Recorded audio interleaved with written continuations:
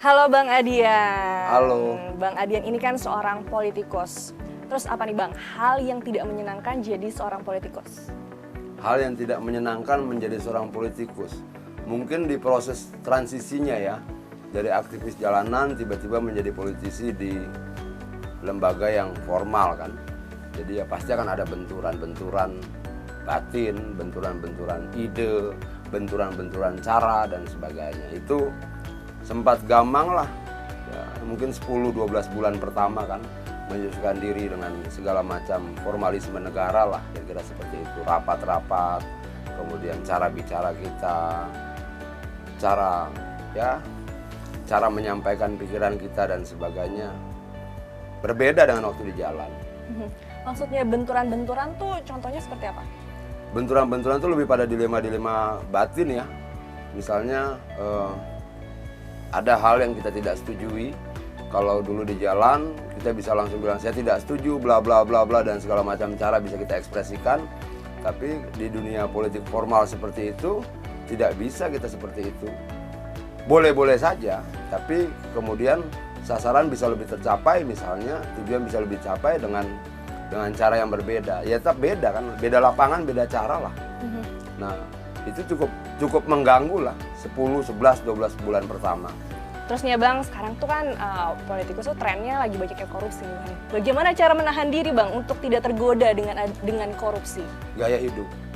Gaya hidup, saya melihat yang paling banyak itu teman-teman tidak mampu mengontrol gaya hidup.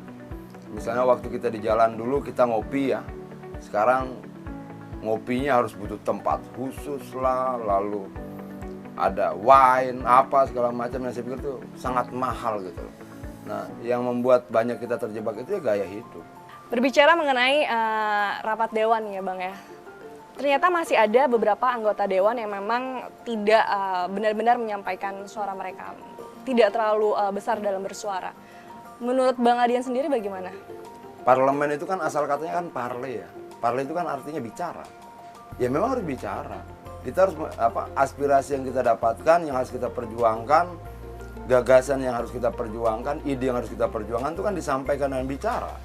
Bukan disampaikan dengan main mata, bukan disampaikan dengan bicara. Makanya disebutnya parlemen.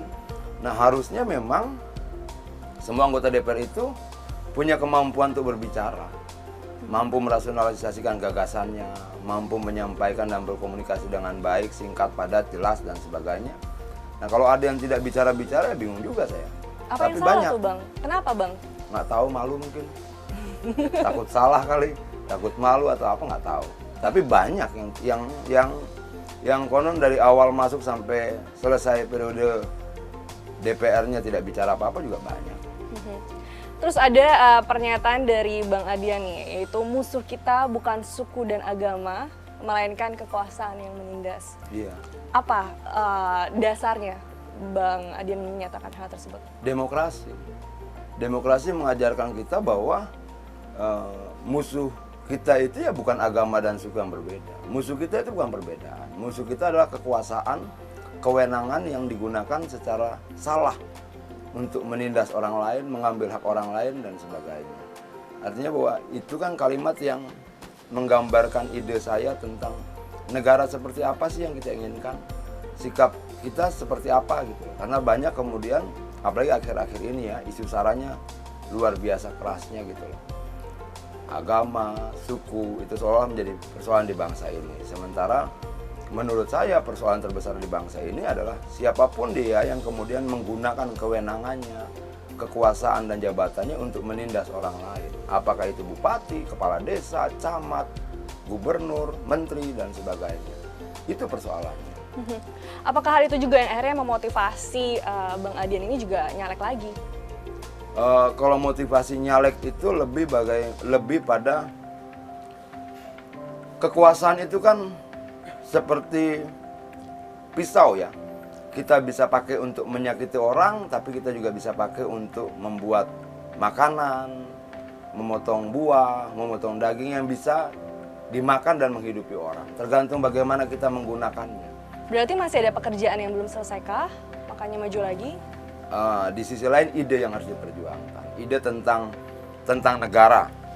negara yang demokratis. Negara yang demokratis itu dalam pemikiran saya kan sederhana.